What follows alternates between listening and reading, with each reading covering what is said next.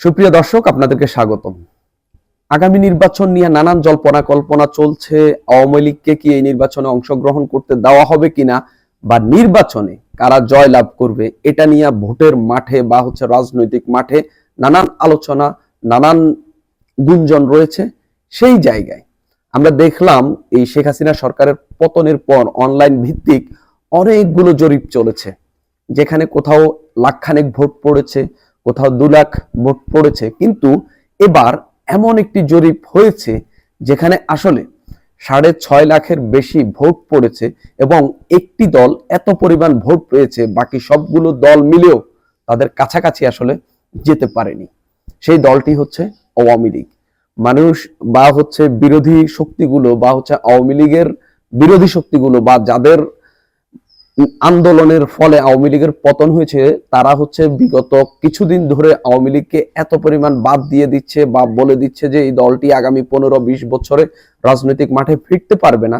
সেই দলটি এই অনলাইন ভিত্তিক জরিপগুলোতে এই পরিমাণ অভূতপূর্ব ফল করছে, যেটা আসলেই আসলেই নতুন আলোচনা তৈরি করছে। আপনি নানানভাবে ব্যাখ্যা করতে পারেন যে এই জরিপগুলো আওয়ামী লীগের লোকজন নিজেদের মধ্যে প্রচার চালিয়ে এগুলোতে জয়লাভ করছে, ওইটা হইতে পারে, সেটা হইতে পারে। তারপরে তারা এই জরিপের ফল নিজেদের পক্ষে নেওয়ার জন্য মরিয়া হয়ে উঠেছে, নানান কিছু হইতে পারে। সেই চেষ্টা তো জামাতও চালাচ্ছে, সেই চেষ্টা তো বিএনপিও চালাচ্ছে। তাহলে আওয়ামী লীগ কেন এভাবে একটি জরিপে একেবারে অন্যান্য দলের চেয়ে, সবগুলা দলের সমানের চেয়েও বেশি ভোট পাচ্ছে? এটা খুবই কিন্তু গুরুত্বপূর্ণ। জরিপটি চালিয়েছিল জেন জেড বাংলাদেশ নামের একটা ফেসবুক গ্রুপ, যে গ্রুপে পেজ, মূলত এটা গ্রুপ না, সেখানে তারা একটি প্রশ্ন করেছে, আগামী নির্বাচনে আপনার প্রথম ভোটটি কাকে দেবেন। প্রথমে বিএনপিকে অপশনে রাখা হয়েছে। বিএনপি পেয়েছে একবারে অবাক করা 13% ভোট, যেটা 74,737 ভোট। এরপরে আওয়ামী লীগকে রাখা হয়েছে। আওয়ামী লীগ পেয়েছে 59% ভোট, 3,31,794 ভোট, প্রায় 3.5 লাখের কাছাকাছি। 3 নম্বরে রাখা হয়েছে জামাতকে। জামাত 21% ভোট পেয়েছে, 1,21,721 ভোট। এরপরেই রাখা হয়েছে গণ অধিকার পরিষদকে, তারা 2% ভোট পেয়েছে, 15,030 ভোট। এরপরে ইসলামী আন্দোলন বাংলাদেশ, তারা 3% ভোট পেয়েছে, 17,604 ভোট। এরপরে জাতীয় পার্টি 800 ভোট, তারা আসলে এত ভোট পড়েছে যে যেখানে আসলে পার্সেন্টেজই আসেনি। তো আপনি দেখেন, এই যে একটি জরিপ যেখানে বিএনপি 74,000, তারপরে জামাত 1,21,000, দুইটা দল মিলা কোনো মতে 2 লাখের কাছাকাছি ভোট পেয়েছে, সেখানে আওয়ামী লীগ একাই 3,31,000 ভোট পেয়েছে। এটা কি একটু হলেও কি মানে মানে নতুন করে একটু আলোচনা তৈরি করার মতো বিষয় নয় কি? কেননা এই গত 5 আগস্ট যখন শেখ হাসিনার পতন হলো, এরপর থেকে আওয়ামী লীগ এখন পর্যন্ত অনুশোচনার রাজনীতি সেটাতে যায়নি। আওয়ামী লীগকে নিয়ে রাজনীতির মাঠে নানান কথাবার্তা হচ্ছে। আগামী নির্বাচনে আওয়ামী লীগকে অংশগ্রহণ করতে দেওয়া হবে কিনা সেটা নিয়ে আলোচনা রয়েছে। কেউ কেউ 5 আগস্টের পর আওয়ামী লীগের নিষেধাজ্ঞা পর্যন্ত চেয়েছে। কিন্তু সেই দলটির জনপ্রিয়তা, সেই দলটি ভোটে অংশ নিলে যে কি হতে পারে, সেটা কিন্তু এই জরিপগুলোতে উঠে আসছে। আপনি যেভাবেই বলেন, এই যে একটি জরিপে অনলাইন ভিত্তিক, এই জরিপটি শুধু আওয়ামী লীগের লোকজন দেখেছে এমন না।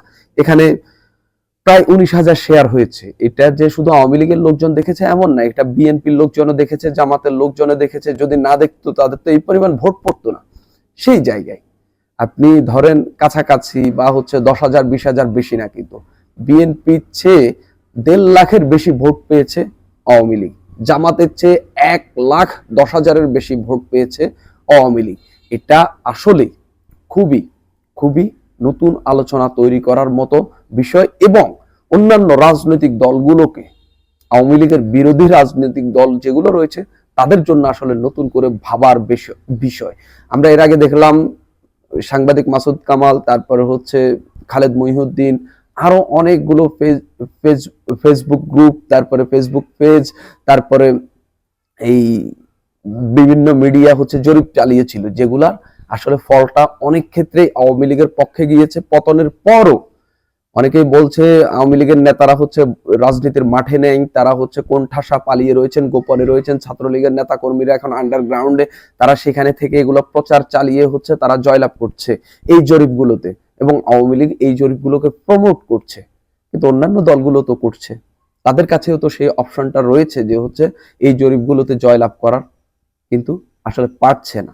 তাহলে কি বলা যায় আওয়ামী লীগের জনপ্রিয়তা এখনো এতটাই বেশি যে আসলে তাদেরকে ভোটে, তাদেরকে এই যে কোনো জনমতে হারানো প্রায় অসম্ভব? এমনটা না মনে করলেও আওয়ামী লীগের জনপ্রিয়তা যে এখনো শূন্যের কোঠায় পৌঁছায়নি, এটা কিন্তু বাস্তব।